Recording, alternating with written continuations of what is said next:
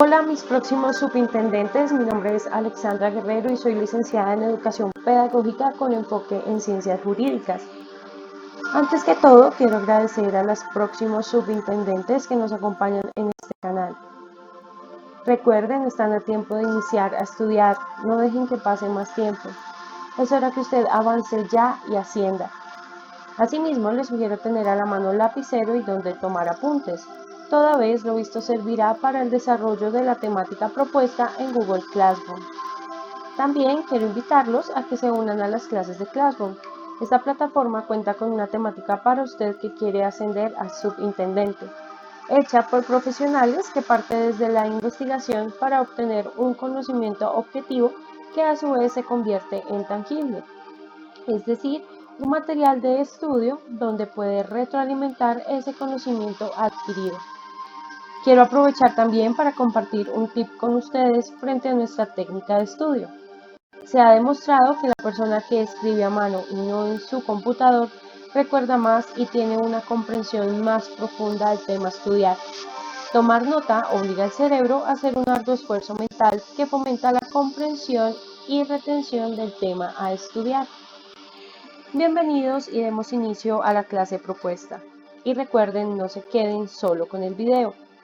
No teniendo nada más que decir, los invito a estudiar en esta oportunidad el tema número 22, el cual hace referencia a la resolución número 02903, por la cual se expide el reglamento para el uso de la fuerza y el empleo de armas, municiones, elementos y dispositivos menos letales por la Policía Nacional. En primer lugar, vemos que el director general de la Policía Nacional de Colombia, en uso de las facultades legales y considerando que el artículo 218 de la Constitución Política de Colombia establece que la Policía Nacional es un cuerpo armado permanente de naturaleza civil a cargo de la nación, cuyo fin primordial es el mantenimiento de las condiciones necesarias para el ejercicio de los derechos y libertades públicas y para asegurar que los habitantes de Colombia convivan en paz. Asimismo, se considera que la Ley 1801 del 29 de julio de 2016, por la cual se expide el Código Nacional de Policía y Convivencia, dispone la titularidad de uso de la fuerza policial de manera exclusiva a los miembros uniformados de la Policía Nacional. Esto de conformidad con el ordenamiento jurídico vigente. La Ley 525 de 1999 aprueba la Convención sobre la prohibición del desarrollo, la producción, el almacenamiento y el empleo de armas químicas y sobre su destrucción. Asimismo, se considera que el Decreto 4222 del 23 de noviembre del 2006 modificó la estructura del Ministerio de Defensa Nacional en su artículo 2, numeral 6. Faculta al Director General de la Policía Nacional para expedir resoluciones, manuales, reglamentos y demás actos administrativos necesarios para administrar la Policía Nacional en todo el territorio nacional. Del mismo modo que dentro del Estado Social de Derecho, la Policía Nacional como institución pública faculta constitucional y legalmente dentro de las atribuciones ordinarias de policía para recurrir preventivamente a los ciudadanos y promover el cumplimiento de los deberes sociales, mediante la aplicación inmediata, si fuere necesario, de un rango de fuerza diferenciado, proporcional y razonable. Asimismo, se considera que para la Policía Nacional resulta fundamental realizar revisión y ajustes para que las disposiciones institucionales estén continuamente alineadas con el ordenamiento jurídico, de tal manera que en la doctrina y procedimientos policiales se integre el derecho internacional de los derechos humanos, así como los estándares internacionales para el uso de la fuerza. Se considera que se hace necesario incorporar el término armas, municiones, elementos y dispositivos menos letales, el cual en el escenario internacional ha tenido una gran aceptación dentro de los cuerpos de policía y otras organizaciones como la Organización de Naciones Unidas, el Comité Internacional de la Cruz Roja y la Corte Interamericana de Derechos Humanos, las cuales han emanado documentos utilizando el término y desarrollando el concepto para referirse a los medios técnicos y tecnológicos que se pueden utilizar al hacer uso diferenciado y proporcionado de la fuerza antes del uso de armas de fuego. La Policía Nacional, ante la ocurrencia de comportamientos contrarios a la convivencia o infracciones a la ley penal que afecten la convivencia y seguridad, tiene el deber jurídico de intervenir en la medida que se requiera, siendo imperativo reiterar que estas intervenciones deben hacerse dentro del marco constitucional, legal y bajo la observancia de los principios básicos sobre el empleo de la fuerza y armas de fuego para los funcionarios encargados de hacer cumplir la ley.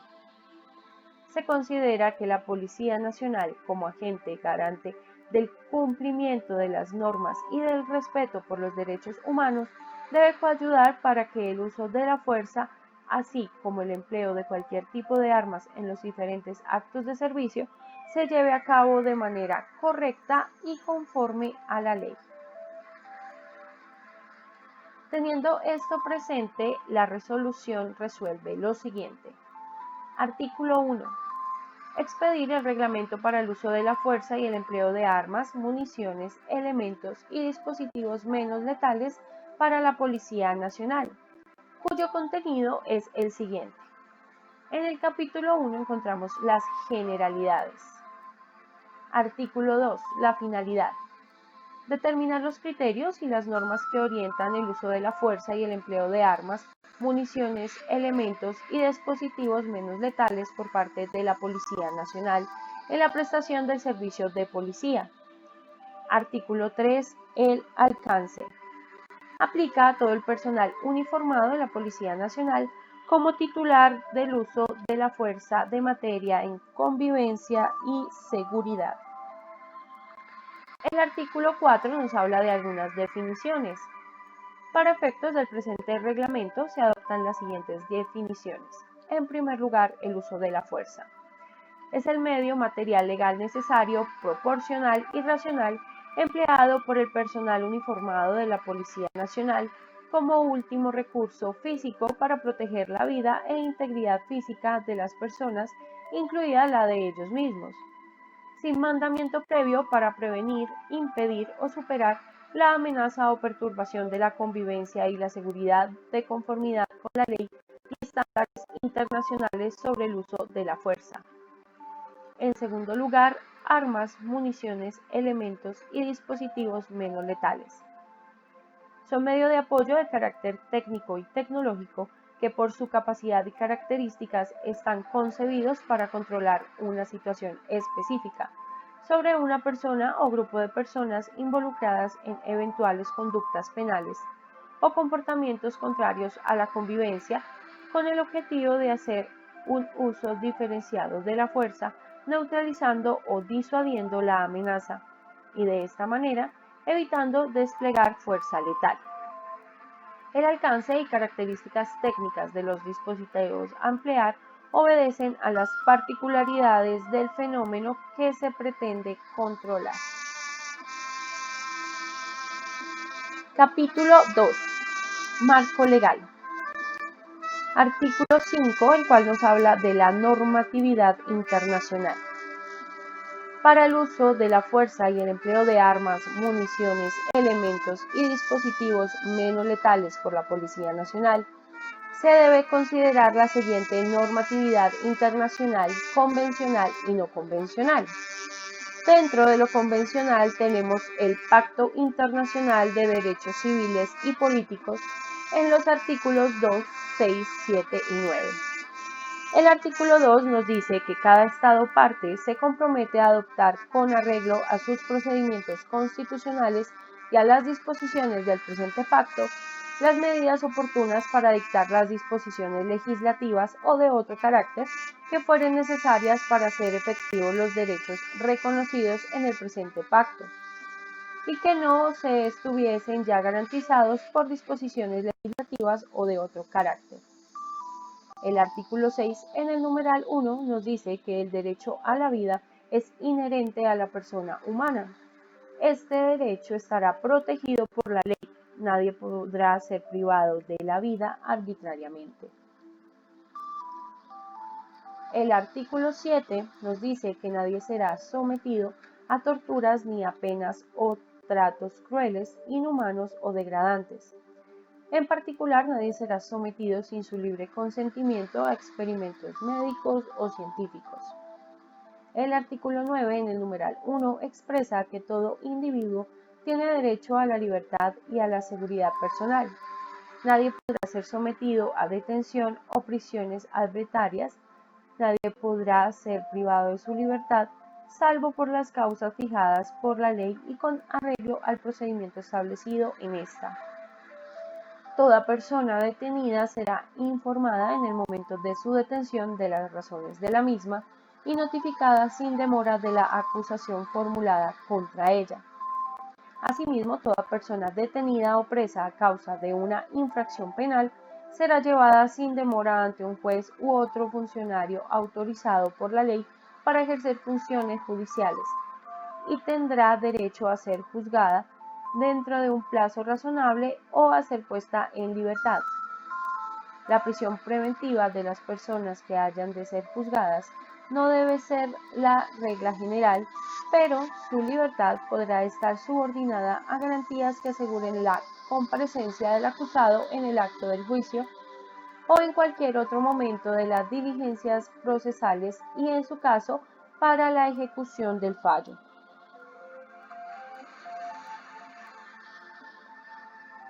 El Pacto Internacional de Derechos Económicos, Sociales y Culturales en sus artículos 8.1, 8.2 y 12.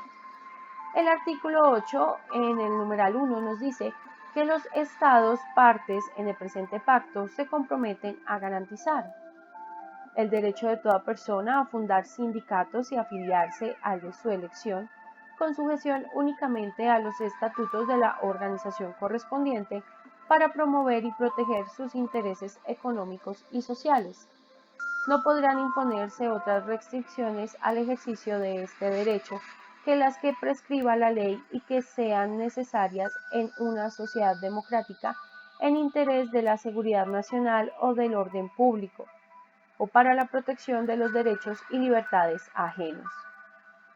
El derecho de los sindicatos a formar federaciones o confederaciones nacionales y el de estas a fundar organizaciones sindicales internacionales o a afiliarse a las mismas.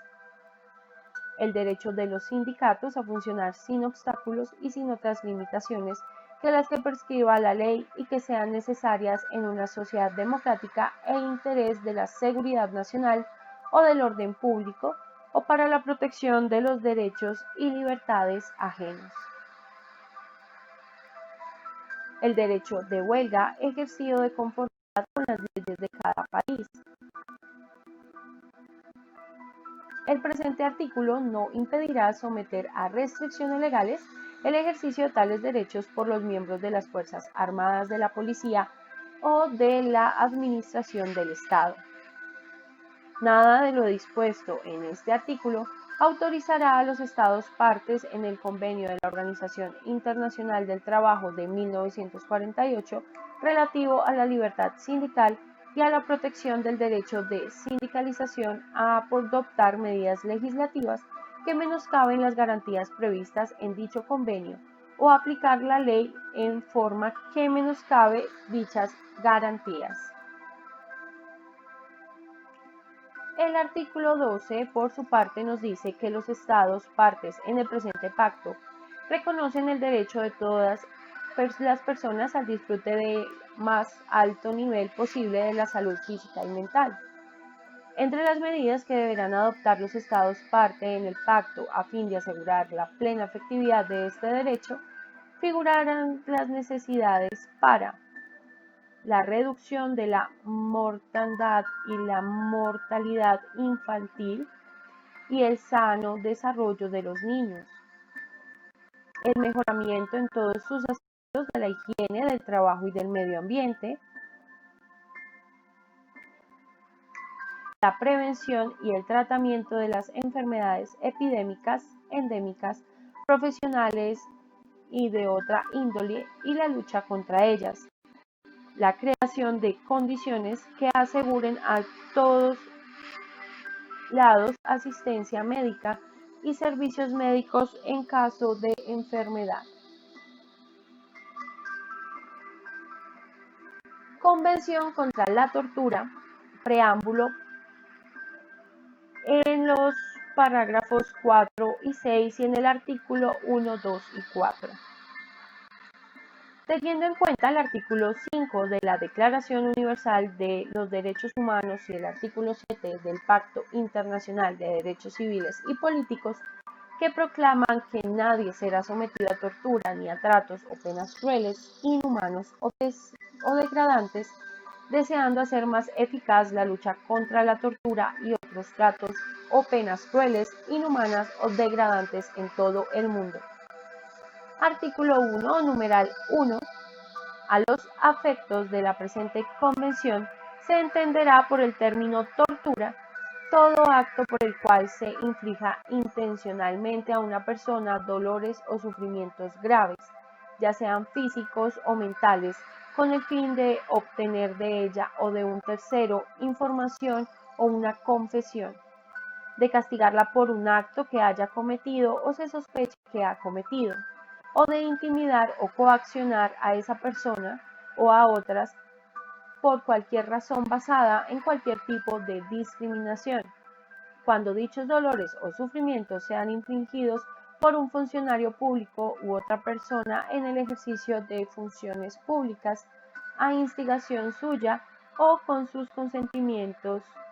No se considerarán torturas los dolores o sufrimientos que sean consecuencia únicamente de sanciones legítimas o que sean inherentes o incidentales a estas. El presente artículo se entenderá sin perjuicio de cualquier instrumento internacional o legislación nacional que contenga o pueda contener disposiciones de mayor alcance. Artículo 2. En el numeral 1 nos dice que todo Estado parte tomará medidas legislativas, administrativas, judiciales o de otra índole eficaces para impedir los actos de tortura en todo el territorio que está bajo su jurisdicción. El numeral 2 nos dice que en ningún caso podrán involucrarse circunstancias excepcionales tales como estado de guerra o amenaza de guerra, inestabilidad política interna o cualquier otra emergencia pública como justificación de la tortura. No podrá invocarse una orden de un funcionario superior o de una autoridad pública como justificación de la tortura. El artículo 4 en el numeral 1 nos dice que todo Estado parte velará porque todos los actos de tortura constituyan delitos conforme a su legislación penal. Lo mismo se aplicará a toda tentativa de cometer tortura y a todo acto de cualquier persona que constituya complicidad o participación en la tortura.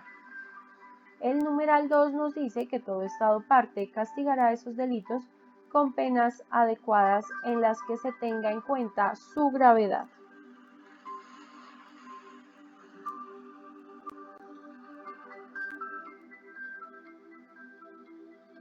Convención Americana de Derechos Humanos, artículos 2, 4, 5, 7 y 27. El artículo 2 nos dice el deber de adoptar disposiciones de derecho interno. Si el ejercicio de los derechos y libertades mencionados en el artículo 1 no estuvieran ya garantizados por disposiciones legislativas o de otro carácter, los Estados partes se comprometen a adoptar, con arreglo a sus procedimientos constitucionales y a las disposiciones de esta Convención, las medidas legislativas o de otro carácter que fueren necesarias para hacer efectivos tales derechos y libertades. El artículo 4, el derecho a la vida. En el numeral 1 dice que toda persona tiene derecho a que se respete su vida. Este derecho estará protegido por la ley y en general a partir del momento de la concepción. Nadie puede ser privado de la vida arbitrariamente. Artículo 5. Derecho a la integridad personal. En el numeral 1 dice que toda persona tiene derecho a que se respete su integridad física, psíquica y moral. En el numeral 2 dice que nadie debe ser sometido a torturas ni a penas o a tratos crueles, inhumanos o degradantes. Toda persona privada de la libertad será tratada con el respeto debido a la dignidad inherente al ser humano. Artículo 7. Derecho a la libertad personal. En el numeral 1 dice que toda persona tiene derecho a la libertad y a la seguridad personal. En el numeral 2, que nadie puede ser privado de su libertad física, salvo por las causas y en las condiciones fijadas de antemano por la Constitución política de los Estados parte o por las leyes dictadas conforme a ellas. El numeral 3, nadie puede ser sometido a detención o encarcelamiento arbitrarios. Numeral 4, toda persona detenida o retenida debe ser informada de las razones de su detención y notificada sin demora del cargo o los cargos formulados contra ella. El numeral 5, toda persona detenida o retenida debe ser llevada sin demora ante un juez u otro funcionario autorizado por la ley para ejercer funciones judiciales y tendrá derecho a ser juzgada dentro de un plazo razonable o a ser puesta en libertad sin perjuicio de que continúe el proceso. Su libertad podrá estar condicionada a garantías que aseguren su comparecencia en el juicio. Artículo 27. Suspensión de garantías. El numeral 1 nos dice que en caso de guerra, de peligro público o de otra emergencia que amenace la independencia o seguridad del Estado parte, este podrá adoptar disposiciones que en la medida y por el tiempo estrictamente limitados a la exigencia de la situación, suspendan las obligaciones contraídas en virtud de esta convención, siempre que tales disposiciones no sean incompatibles con las demás obligaciones que les impone el derecho internacional y no entrañen discriminación alguna fundada en motivos de raza, color, sexo, idioma, religión u origen social.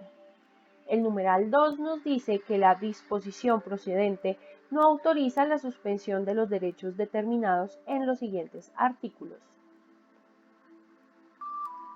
Derecho al reconocimiento de la personalidad jurídica, derecho a la vida, derecho a la integridad personal, prohibición de la esclavitud, servidumbre, principio de legalidad y de retroactividad, libertad de conciencia y de religión, protección a la familia, derecho al nombre, derechos del niño, derecho a la nacionalidad y derechos políticos, ni da las garantías judiciales indispensables para la protección de tales derechos.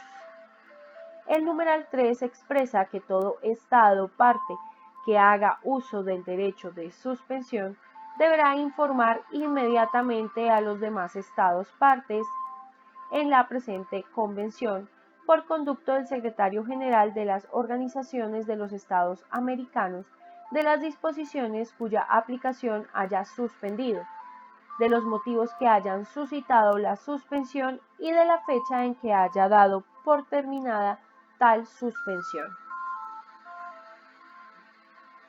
Declaración Universal de Derechos Humanos en su artículo 3 y 5. Artículo 3. Todo individuo tiene derecho a la vida, a la libertad y a la seguridad de su persona. Artículo 5. Nadie será sometido a torturas ni a penas o tratos crueles, inhumanos o degradantes. Código de conducta para funcionarios encargados de hacer cumplir la ley. Resolución 34.1169 del 17 de diciembre de 1979. Organizaciones de las Naciones Unidas. Artículo 1. Los funcionarios encargados de hacer cumplir la ley cumplirán en todo momento los deberes que les impone la ley, sirviendo a su comunidad y protegiendo a todas las personas contra actos ilegales, en consonancia con el alto grado de responsabilidad exigido por su profesión. Artículo 2. En el desempeño de sus tareas, los funcionarios encargados de hacer cumplir la ley respetarán y protegerán la dignidad humana y mantendrán y defenderán los derechos humanos de todas las personas. Artículo 3. Los funcionarios encargados de hacer cumplir la ley podrán usar la fuerza solo cuando sea estrictamente necesario y en la medida que lo requiera el desempeño de sus tareas. Artículo 4. Las cuestiones de carácter confidencial de que tengan conocimiento los funcionarios encargados de hacer cumplir la ley se mantendrán en secreto, a menos que el cumplimiento del deber o las necesidades de la justicia exijan estrictamente lo contrario. Artículo 5. Ningún funcionario encargado de hacer cumplir la ley podrá infringir, instigar o tolerar ningún acto de tortura u otros tratos o penas crueles, inhumanos o degradantes, ni invocar la orden de un superior u circunstancias especiales, como estado de guerra o amenaza de guerra, amenaza a la seguridad nacional, inestabilidad política interna o cualquier otra emergencia pública, como justificación de la tortura u otros tratos o penas crueles, inhumanos o degradantes. Artículo 6. Los funcionarios encargados de hacer cumplir la ley asegurarán la plena protección de la salud de las personas bajo su custodia y en particular tomarán medidas inmediatas para proporcionar atención médica cuando se precise. Artículo 7. Los funcionarios encargados de hacer cumplir la ley no cometerán ningún acto de corrupción. También se opondrán rigurosamente a todos los actos de esa índole y los combatirán. Artículo 8. Los funcionarios encargados de hacer cumplir la ley respetarán la ley y el presente código. También harán cuanto esté a su alcance por impedir toda violación de ellos y por oponerse rigurosamente a tal violación. Los funcionarios encargados de hacer cumplir la ley que tengan motivos para creer que se ha producido o se va a producir una violación del presente código, informarán de la cuestión a sus superiores y, si fuere necesario, a cualquier otra autoridad u organismo apropiado que tenga atribuciones de control o correctivas. Principios básicos sobre el empleo de la fuerza y de las armas de fuego por funcionarios encargados de hacer cumplir la ley. Octavo Congreso de las Naciones Unidas, 1990. A continuación vamos a encontrar una lista que evidencia los 26 principios básicos que se enuncian. Primero, los gobiernos y los organismos encargados de hacer cumplir la ley adoptarán y aplicarán normas y reglamentaciones sobre el empleo de la fuerza y armas de fuego contra personas por parte de funcionarios encargados de hacer cumplir la ley. Al establecer esas normas y disposiciones, los gobiernos y los organismos encargados de hacer cumplir la ley examinarán continuamente las cuestiones éticas relacionadas con el empleo de la fuerza y de armas de fuego. 2. Los gobiernos y los organismos encargados de hacer cumplir la ley establecerán una serie de métodos lo más amplia posible y denotarán a los funcionarios correspondientes de distintos tipos de armas y municiones, de modo que puedan hacer uso diferenciado de la fuerza y de las armas de fuego. Entre esas armas deberán figurar armas incapacitantes no letales para emplearlas cuando fuere apropiado, con miras a restringir cada vez más el empleo de medios que puedan ocasionar lesiones o muertes. Con el mismo objetivo, también debería permitirse que los funcionarios encargados de hacer cumplir la ley cuente con equipo autoprotector, ya sean los escudos, cascos, chalecos a prueba de balas y medios de transporte a prueba de balas, a fin de disminuir la necesidad de armas de cualquier tipo. Se hará una cuidadosa evaluación de la fabricación y distribución de armas no letales incapacitantes a fin de reducir al mínimo el riesgo de causar lesiones a personas ajenas a los hechos y se controlará con todo cuidado el uso de armas letales. 4. Los funcionarios encargados de hacer cumplir la ley en el desempeño de sus funciones utilizarán en la medida de lo posible medios no violentos antes de recurrir al empleo de la fuerza y de armas de fuego. Podrán utilizar la fuerza y armas de fuego solamente cuando otros medios resulten ineficaces o no garanticen de ninguna manera el logro del resultado previsto. 5. Cuando el empleo de las armas de fuego sea inevitable, los funcionarios encargados de hacer cumplir la ley, primero, ejercerán moderación y actuarán en proporción a la gravedad del delito y al objetivo legítimo que se persiga. Segundo, reducirán al mínimo los daños y lesiones y respetarán y protegerán la vida humana. Tercero, procederán de modo que se presten lo antes posible la asistencia y servicios médicos a las personas afectadas. 4. Procurarán notificar lo sucedido a la menor brevedad posible a los parientes o amigos íntimos de las personas heridas o afectadas. Sexto, cuando el emplear la fuerza o armas de fuego, los funcionarios encargados de hacer cumplir la ley ocasionen lesiones o muerte, comunicarán el hecho inmediatamente a sus superiores de conformidad con el principio 22. 7. Los gobiernos adoptarán las medidas necesarias para que en la legislación se castigue como delito el empleo arbitrario o abusivo de la fuerza o de las armas de fuego por parte de los funcionarios encargados de hacer cumplir la ley. 8. No se podrán invocar circunstancias excepcionales tales como la inestabilidad política interna o cualquier otra situación pública de emergencia para justificar el quebrantamiento de estos principios básicos. 9. Los funcionarios encargados de hacer cumplir la ley no emplearán armas de fuego contra las personas, salvo en defensa propia o de otras personas. En caso de peligro inminente de muerte a lesiones graves o con el propósito de evitar la comisión de un delito particularmente grave que entrañe una seria amenaza para la vida, o que con el objeto de detener a una persona que represente un peligro y oponga resistencia a su autoridad, o para impedir su fuga, y solo en caso de que resulten insuficientes medidas menos extremas para lograr dichos objetivos.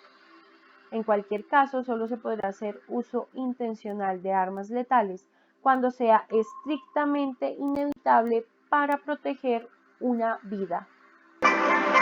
Principio 10. En las circunstancias previstas en el principio 9, los funcionarios encargados de hacer cumplir la ley se identificarán como tales y darán una clara advertencia de su intención de emplear armas de fuego con tiempo suficiente para que se tome en cuenta, salvo que al dar esa advertencia se pusieran indebidamente en peligro a los funcionarios encargados de hacer cumplir la ley.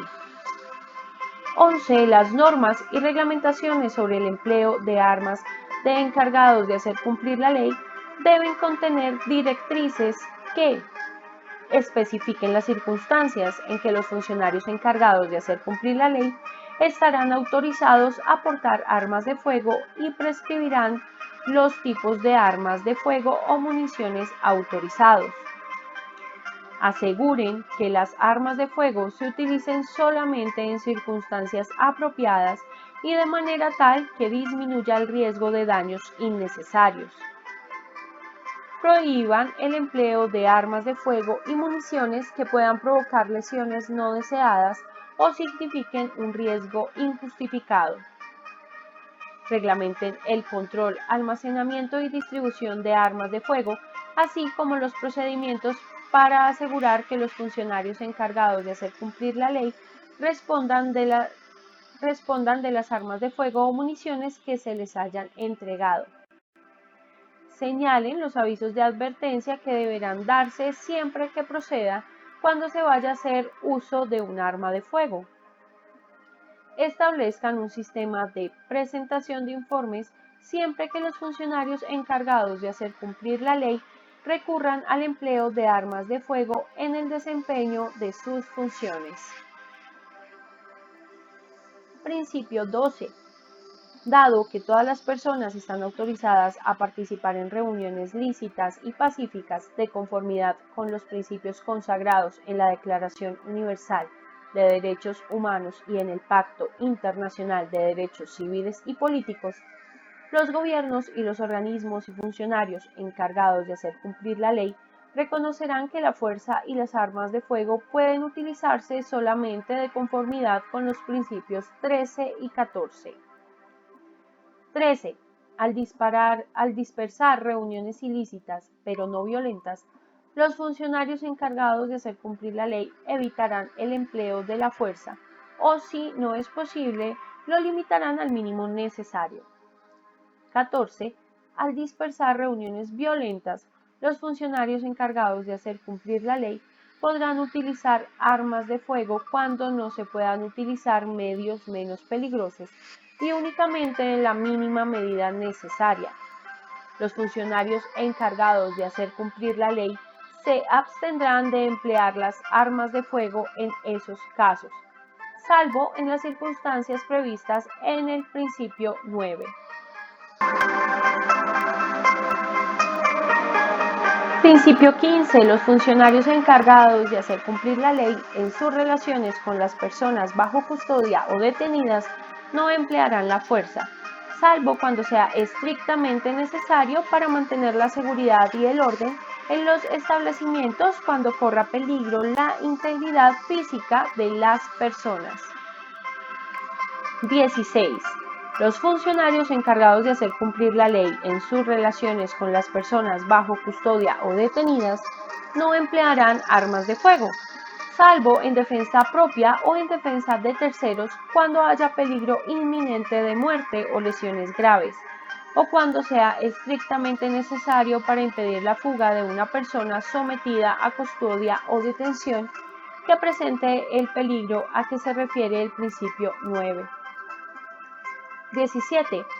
Los principios precedentes se aplicarán sin perjuicio de los derechos, obligaciones y responsabilidades de los funcionarios de establecimientos penitenciarios, tal como se enuncian en las reglas mínimas para el tratamiento de los reclusos, sobre todo las reglas 33, 34 y 54. 18.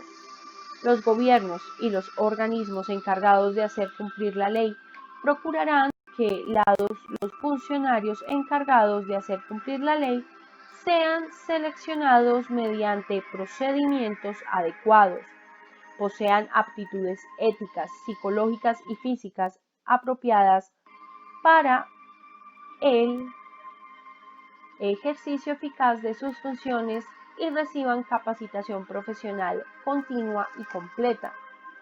Tales aptitudes para el ejercicio de esas funciones serán objeto de examen periódico. 19. Los gobiernos y los organismos encargados de hacer cumplir la ley procurarán que todos los funcionarios encargados de hacer cumplir la ley reciban capacitación en el empleo de la fuerza y sean examinados de conformidad con normas de evaluación adecuadas. Los funcionarios que deben portar armas de fuego deben estar autorizados para hacerlo, solo tras haber finalizado la capacitación especializada en su empleo. 20. En la capacitación de los funcionarios encargados de hacer cumplir la ley, los gobiernos y los organismos correspondientes presentarán especial atención a las cuestiones de ética policial y derechos humanos, especialmente en el proceso de indagación, a los medios que puedan sustituir el empleo de la fuerza y de armas de fuego. Por ejemplo, la solución pacífica de los conflictos, el estudio del comportamiento de las multitudes y las técnicas de persuasión, negociación y mediación, así como a los medios técnicos con miras a limitar el empleo de la fuerza y armas de fuego. Los organismos encargados de hacer cumplir la ley deben examinar sus programas de capacitación y procedimientos operativos a la luz de casos concretos. 21. Los gobiernos y los organismos encargados de hacer cumplir la ley proporcionarán orientación a los funcionarios que intervengan en situaciones en las que se emplee la fuerza o armas de fuego para sobrellevar las tensiones propias de esas situaciones. 22. Los gobiernos y los organismos encargados de hacer cumplir la ley establecerán procedimientos eficaces para la prestación de informes y recursos en relación con todos los casos mencionados en los principios 6 y 11. Para los casos con respecto a los cuales se informe de conformidad con esos principios, los gobiernos y los organismos encargados de hacer cumplir la ley asegurarán que se establezca un procedimiento de revisión eficaz y que autoridades administrativas o judiciales independientes están dotadas de competencia en circunstancias apropiadas.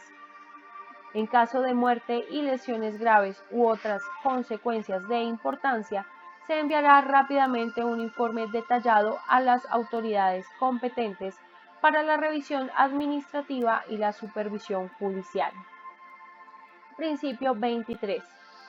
Las personas afectadas por el empleo de la fuerza y de armas de fuego o sus representantes legales tendrán acceso a un proceso independiente, incluyendo un proceso judicial. En caso de muerte de las personas, esta disposición aplicará a sus herederos. 24. Los gobiernos y los organismos encargados de hacer cumplir la ley adoptarán las medidas necesarias para que los funcionarios superiores asuman la debida responsabilidad cuando tengan conocimiento o debieran hacerlo tenido de que los funcionarios a sus órdenes recurren o han recurrido al uso ilícito de la fuerza y de armas de fuego, y no adopten todas las medidas a su disposición para impedir, eliminar o denunciar ese uso. 25. Los gobiernos y los organismos encargados de hacer cumplir la ley adoptarán las medidas necesarias para que no se imponga ninguna sanción penal o disciplinaria contra los funcionarios encargados de hacer cumplir la ley que, en cumplimiento del código de conducta pertinente y de estos principios básicos, se niegue a conciliar una orden de emplear la fuerza o armas de fuego o denuncien ese empleo por otros funcionarios. Y por último, el principio 26 nos dice que los funcionarios encargados de hacer cumplir la ley no podrán alegar obediencia de órdenes superiores si tenían conocimiento de que la orden de emplear la fuerza o armas de fuego, a raíz de la cual se ha ocasionado la muerte o heridas graves a una persona, era manifiestamente ilícita y tuvieron una oportunidad razonable de negarse a cumplirla. De cualquier modo, también serán responsables los superiores que dieron las órdenes ilícitas. Declaración Americana de los Derechos y Deberes del Hombre. Artículo 1. Todo ser humano tiene derecho a la vida, a la libertad y a la seguridad de su persona. Convención sobre la prohibición del desarrollo, la producción, el almacenamiento y el empleo de armas químicas y sobre su destrucción. Artículo 6. Normatividad nacional. La Policía Nacional tiene la facultad de utilizar la fuerza como último recurso físico para proteger la vida e integridad física de las personas, incluida la de ellos mismos, para prevenir, impedir o superar la amenaza o perturbación de la convivencia y la seguridad de conformidad con los siguientes preceptos. La Constitución Política de Colombia, artículos 2, 6, 11, 12, 81, 90, 93, 213, 216, 218 y 222. El artículo 2 expresa: son fines esenciales del Estado servir a la comunidad, promover la prosperidad general y garantizar la efectividad de los principios, derechos y deberes consagrados en la Constitución, facilitar la participación de todos en las decisiones que los afecten y en la vida económica, política, administrativa y cultural de la nación, defender la independencia nacional, mantener la integridad territorial y asegurar la convivencia pacífica y la vigencia de un orden justo. Las autoridades de la República están instituidas para proteger a todas las personas residentes en Colombia en su vida, honra, bienes, creencias y demás derechos y libertades, y para asegurar el cumplimiento de los deberes sociales del Estado y de las particulares. Artículo 6. Los particulares solo son responsables ante las autoridades por infringir la Constitución y las leyes. Los servidores públicos lo son por la misma causa y por omisión o extralimitación en el ejercicio de sus funciones. Artículo 11. El derecho a la vida es inviolable. No varía pena de muerte. Artículo 12. Nadie será sometido a desaparición forzada, a torturas, ni a tratos o penas crueles, inhumanas o degradantes. Artículo 81.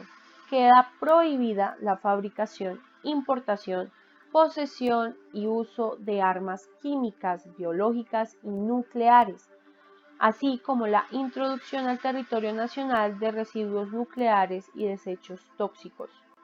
El Estado regulará el ingreso al país y la salida de él de los recursos genéticos y su utilización de acuerdo con el interés nacional. Artículo 90. El Estado responderá patrimonialmente por los daños antijurídicos que le sean imputables, causados por la acción o la omisión de las autoridades públicas.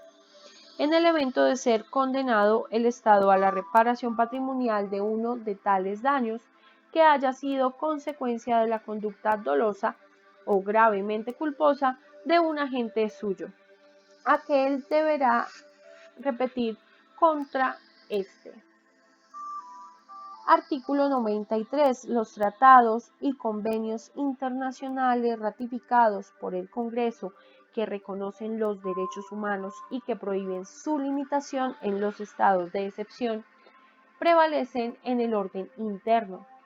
Los derechos y deberes consagrados en esto se interpretarán de conformidad con los tratados internacionales sobre derechos humanos ratificados por Colombia. El artículo 213 nos expone que en caso de grave perturbación del orden público que atente de manera inminente contra la estabilidad institucional, la seguridad del Estado o la convivencia ciudadana y que no pueda ser conjurada mediante el uso de las atribuciones ordinarias de las autoridades de policía, el presidente de la República, con la firma de todos los ministerios, podrá declarar el estado de conmoción interior en toda la República o parte de ella, por término no mayor de 90 días, prorrogable hasta por 2 periodos iguales, el segundo de los cuales requiere concepto previo y favorable del Senado de la República. Mediante tal declaración, el Gobierno tendrá las facultades estrictamente necesarias para conjurar las causas de la perturbación e impedir la extensión de sus efectos. Los decretos legislativos que dicte el Gobierno podrán suspender las leyes incompatibles con el estado de conmoción y dejarán de regir tan pronto como se declare restablecido el orden público. El Gobierno podrá prorrogar su vigencia hasta por 90 días más. Dentro de los 3 días siguientes a la declaratoria o prórroga del estado de conmoción, el Congreso se reunirá por derecho propio con la plenitud de sus atribuciones constitucionales y legales. El presidente le pasará inmediatamente un informe motivado sobre las razones que determinaron la declaración. En ningún caso los civiles podrán ser investigados o juzgados por la justicia penal militar. Artículo 216. La fuerza pública estará integrada en forma exclusiva por las fuerzas militares y la Policía Nacional. Todos los colombianos están obligados a tomar las armas cuando las necesidades públicas lo exijan para defender la independencia nacional y las instituciones públicas. La ley determinará las condiciones que en todo tiempo eximen el servicio militar y las prerrogativas por la prestación del mismo. Artículo 218. La ley organizará el cuerpo de policía. La Policía Nacional es un cuerpo armado permanente de naturaleza civil a cargo de la nación, cuyo fin primordial es el mantenimiento de las condiciones necesarias para el ejercicio de los derechos y libertades públicas y para asegurar que los habitantes de Colombia convivan en paz. Artículo 222. La ley determinará los sistemas de promoción profesional, cultural y social de los miembros de la fuerza pública en las etapas de formación. Se les impartirá la enseñanza, los fundamentos de la democracia y de los derechos humanos. Ley 62 de 1993. Artículo 1. Finalidad de la Policía Nacional.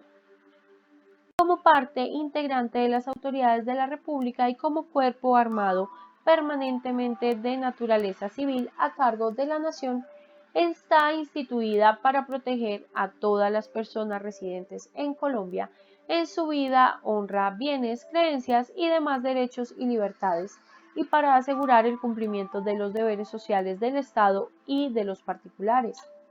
Asimismo, para el mantenimiento de las condiciones necesarias para el ejercicio de los derechos y libertades públicas y para asegurar que los habitantes de Colombia convivan en paz.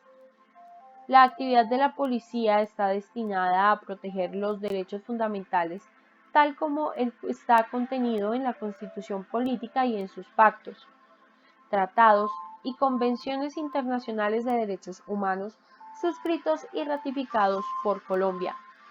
La actividad policial está regida por la Constitución Política, la ley y los derechos humanos. Ley 525 de 1999, por medio de la cual se aprueba la Convención sobre la prohibición del desarrollo, la producción, el almacenamiento y el empleo de armas químicas y sobre su destrucción.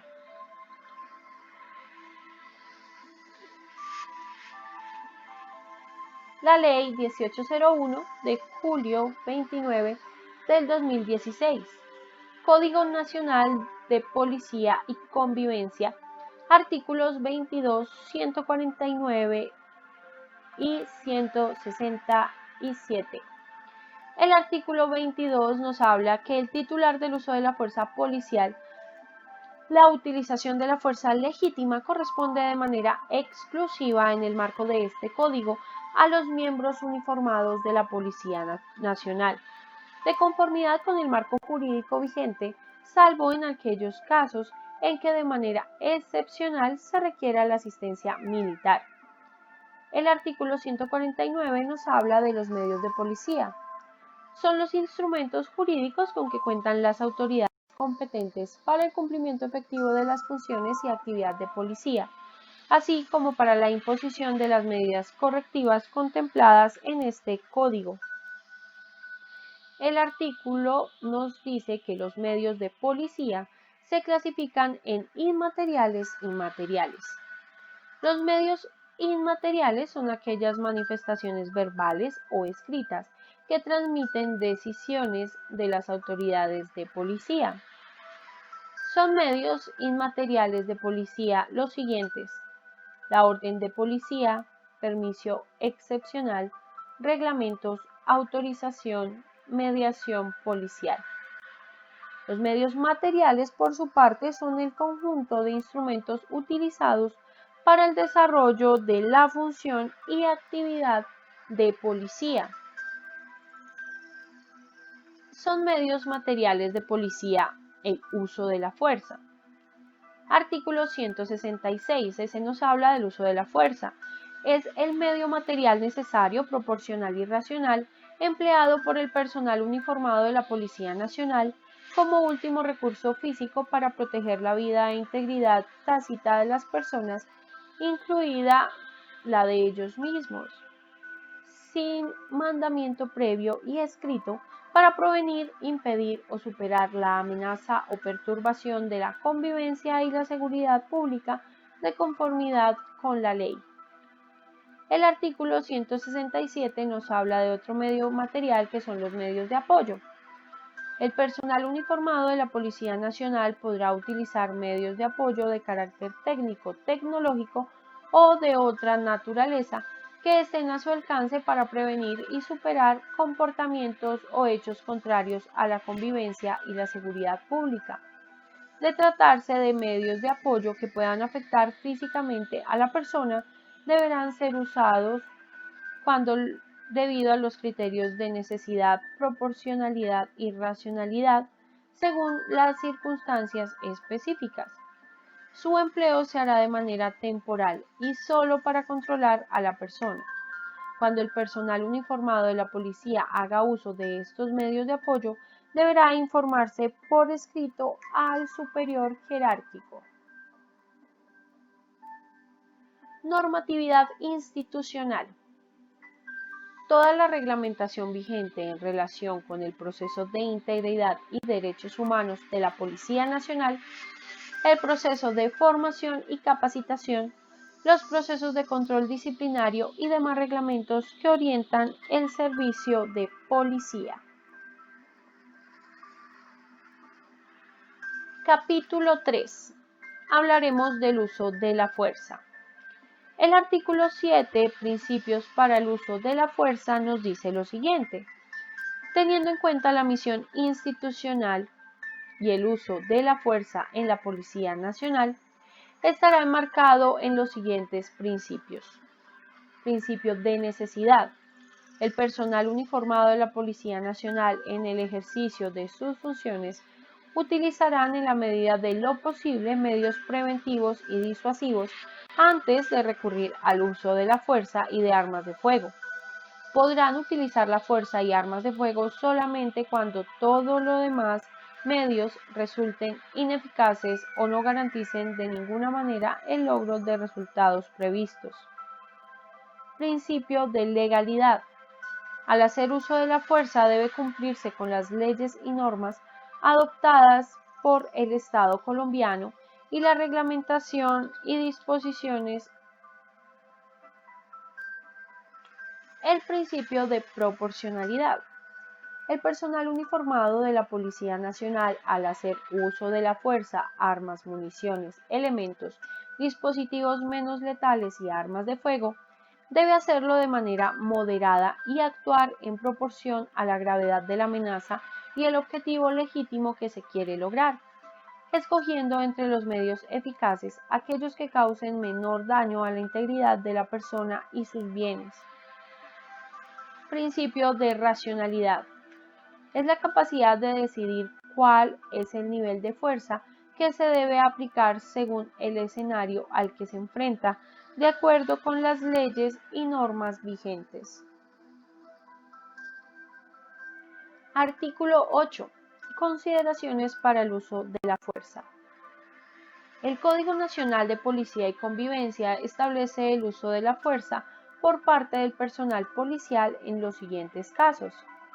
Primero, para prevenir la inminente o actual comisión de comportamientos contrarios a la convivencia de conformidad con lo dispuesto en el régimen de policía y en otras normas. En segundo lugar, para hacer cumplir las medidas contempladas en el Código de Policía y Convivencia, las decisiones judiciales y obligaciones de ley cuando exista oposición o resistencia. En tercer lugar, para defenderse o defender a otra persona de una violencia actual o inminente contra su integridad y la de sus bienes o protegerla de peligro inminente y grave.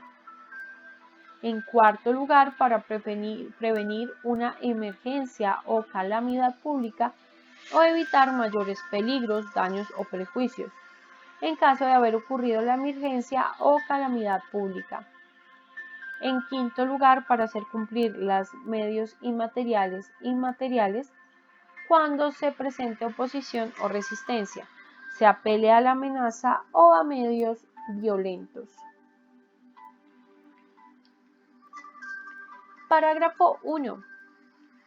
El personal uniformado de la Policía Nacional solo podrá utilizar los medios de la fuerza autorizados por la ley o reglamento, y al hacer uso de ellos siempre escogerá entre los más eficaces aquellos que causen menor daño a la integridad de las personas y sus bienes. Parágrafo 2. El personal uniformado de la Policía Nacional está obligado a suministrar el apoyo de su fuerza por iniciativa propia o a petición de personas que estén urgidas de esa asistencia, para proteger su vida o la de terceros, sus bienes, domicilio y su libertad personal. Parágrafo 3. El personal uniformado de la Policía Nacional que dirija o coordine el uso de la fuerza informará al superior jerárquico y a quien hubiese dado la orden de usarla. Una vez superados los hechos que dieron lugar a dicha medida, precisando las circunstancias de tiempo, modo y lugar y desenlace de los hechos. En caso de que se haga uso de la fuerza que cause daños colaterales, se remitirá informe escrito al superior jerárquico y al Ministerio Público. Artículo 9. Valoración para el uso diferenciado y proporcionado de la fuerza. El funcionario de policía, al intervenir en el cumplimiento de su actividad, podrá encontrar como respuesta una serie de conductas clasificadas en niveles de resistencia, que van desde el riesgo latente hasta la agresión letal, ante lo cual el policía deberá hacer un uso diferenciado de la fuerza, definiendo entre los medios disponibles aquellos que sean proporcionales para controlar la situación. Artículo 10. Niveles de resistencia. Las conductas y comportamientos asumidos por los ciudadanos que determinan el uso diferenciado y proporcionado de la fuerza son: resistencia pasiva a riesgo latente. Es la amenaza permanente no visible presente en todo procedimiento policial. Cooperador es la persona que acata todas las indicaciones del efectivo policial sin resistencia manifiesta durante la intervención, y el no cooperador no acata las indicaciones, no reacciona ni agrede. La resistencia activa equivale a la resistencia física, se opone a su reducción, inmovilización y conducción, llegando a un nivel de desafío físico contra el personal policial. Equivale a la agresión no letal, que es la agresión física al personal policial o personas involucradas en el procedimiento, pudiendo utilizar objetos que atenten contra la integridad física, y la agresión letal, que es la acción que pone en peligro inminente de muerte o lesiones graves al funcionario policial o a terceras personas involucradas en este procedimiento. Artículo 11. Modelo para el uso diferenciado y proporcionado de la fuerza. El uso de la fuerza responde al nivel de resistencia del individuo, variando de acuerdo con las características de cada procedimiento, siendo necesario mantener la autoridad y el dinamismo en su acción por parte del funcionario de policía. El modelo contempla el uso de la fuerza preventiva, presencia policial, comunicación y disuasión, al uso de la fuerza reactiva, fuerza con uso de armas naturales, armas menos letales y armas de fuego. Artículo 12. Uso de la fuerza preventiva. Este artículo hace referencia a la presencia policial ante un motivo de policía o comportamiento contrario a la convivencia. Está acompañada por un proceso de comunicación y disuasión que integra presencia policial, la cual es entendida como demostración de autoridad. Por ello, el funcionario de policía dotado, equipado, en actitud diligente y alerta, será suficiente para disuadir y prevenir la comisión de una infracción a la ley penal o comportamientos contrarios a la convivencia. Esa presencia siempre debe ser, en lo posible, igual o superior al número de personas a intervenir en un procedimiento. Por otra parte, la comunicación y disuasión incluye el contacto visual, que es el dominio visual sobre una persona o vehículo a fin de impedir la realización de un acto ilícito o contrario a la convivencia. La verbalización, que es el uso de la comunicación oral con la energía necesaria y el empleo de términos adecuados que sean fácilmente entendidos y comprendidos por las demás personas. Las variaciones en el tono de voz dependen de la actitud de la persona intervenida. En situaciones de riesgo es necesario el uso de frases cortas y enérgicas. La verbalización debe ser utilizada en todos los niveles del uso de la fuerza. El entrenamiento y la experiencia mejoran la capacidad de verbalizar. Durante su empleo debe mantenerse contacto visual con el infractor siempre que sea posible. Artículo 13. Uso de la fuerza reactiva. Es la empleada cuando el funcionario se encuentra ante resistencia activa y comprende la fuerza física, que corresponde al empleo de control físico, técnicas policiales que permiten controlar, reducir, inmovilizar y conducir al infractor, y tácticas defensivas que permiten contrarrestar y superar el nivel de resistencia con la intención de lograr un impacto psicológico para que el infractor desista de su actitud. Armas, municiones, elementos y dispositivos menos letales. Todos aquellos medios, tanto físicos como técnicos y tecnológicos, que permiten hacer un uso diferenciado de la fuerza sin llegar al despliegue de la fuerza letal. Armas de fuego, que según el decreto 2535 de 1993, por el cual se expiden normas sobre armas, municiones y explosivos, se entiende por arma de fuego el instrumento fabricado con propósito de producir amenaza, lesión o muerte a una persona. Las armas de fuego son las que emplean como agente impulsor de proyectil la fuerza creada por expansión de los gases producidos por la combustión de una sustancia química. Se podrá hacer uso de las armas de fuego en defensa propia o de otras personas en caso de peligro inminente de muerte o lesiones graves, o con el propósito de evitar la comisión de un delito particularmente grave que entrañe una seria amenaza para la vida. En todo caso, su empleo estará cobijado por el marco jurídico del uso de la fuerza y la reglamentación vigente al respecto. Artículo 14. Clasificación de las armas de fuego. Para efectos del presente reglamento deberá tenerse en cuenta la clasificación de las armas de fuego existentes en la normatividad nacional, internacional e institucional. Podrá hacerse uso de estas como último recurso en el uso diferenciado y proporcionado de la fuerza, y solo en eventos donde la vida del funcionario de policía o de terceros se encuentre en inminente peligro.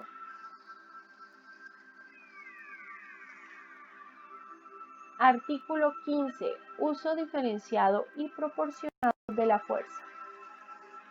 De acuerdo a los niveles de resistencia que pueda ejercer la persona intervenida en un procedimiento, el uso diferenciado de la fuerza debe ser entendido de forma dinámica. ya que se puede iniciar en cualquiera de sus niveles y escalar o desescalar de acuerdo al nivel de resistencia, ya sea pasiva o activa del individuo. No siempre se van a dar en una intervención todos los niveles del uso de la fuerza, toda vez que habrá oportunidades en que bastará una buena verbalización para lograr el control de la situación que se enfrenta, y otras en que se debe hacer uso inmediato de la fuerza no letal o potencialmente letal para extinguir la agresión. Por tanto, el policía debe estar concentrado en observar los cambios de los niveles de resistencia de la persona intervenida en un procedimiento para decidir qué nivel de uso de la fuerza debe emplear. Artículo 16. Fundamentos para el uso de la fuerza. La aplicación del uso de la fuerza deberá en todos los casos estar fundamentada en el cumplimiento de la ley, el respeto de la dignidad de la persona y protección de los derechos humanos. Capítulo 4. Del empleo de armas, municiones, elementos y dispositivos menos letales. Artículo 17. El uso de armas, municiones, elementos y dispositivos menos letales se debe circunscribir a los siguientes presupuestos. 1. Debe ser suministrado por la institución como elemento de dotación oficial en el marco de la prestación del servicio de policía.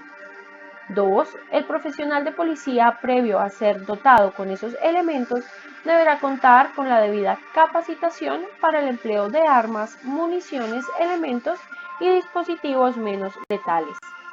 3. El empleo de armas, municiones, elementos y dispositivos menos letales como recurso previo al uso de armas de fuego dentro del modelo de su uso diferenciado y proporcionado a la fuerza, estará limitado a la normatividad y principios expuestos en la presente resolución. Además, se dará única y exclusivamente en los siguientes eventos.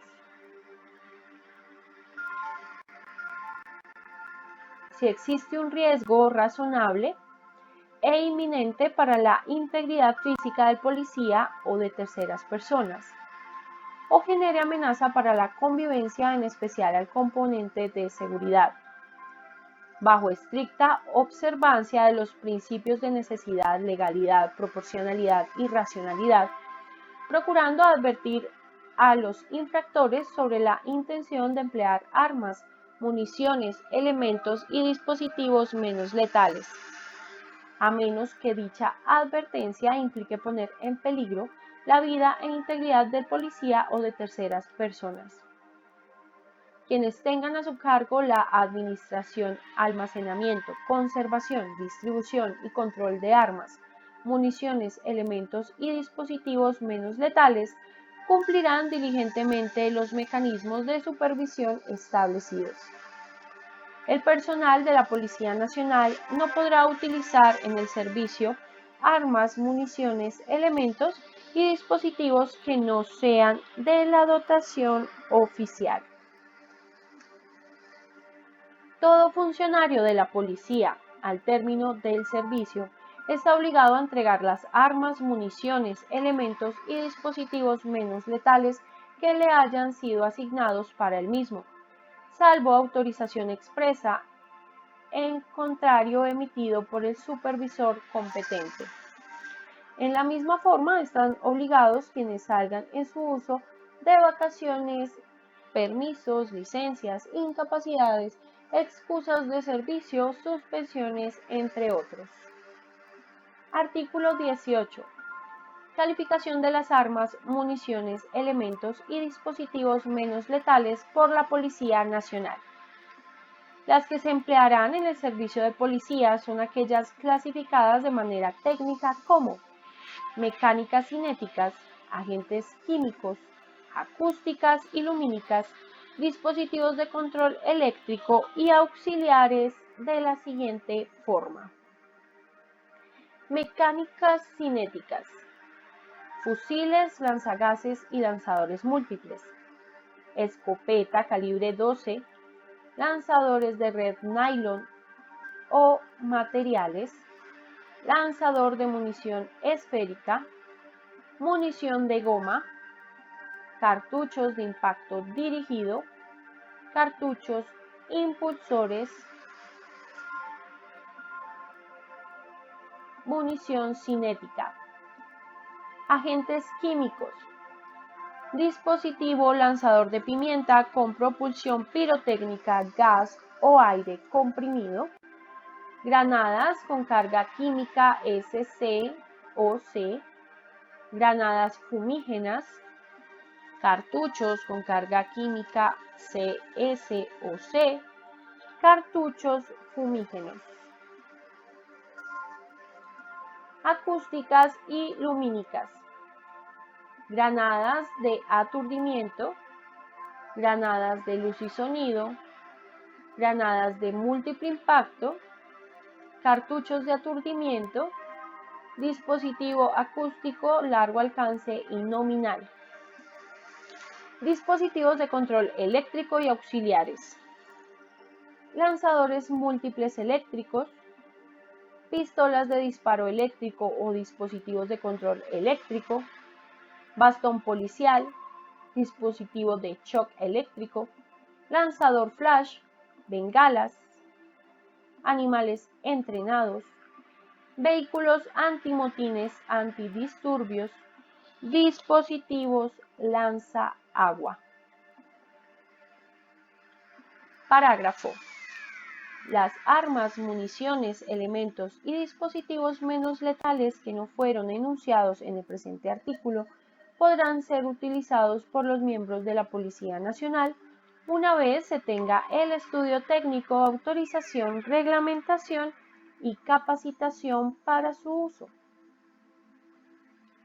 Capítulo 5 habla de la formación para el uso de la fuerza y el empleo de armas, municiones, elementos y dispositivos menos letales.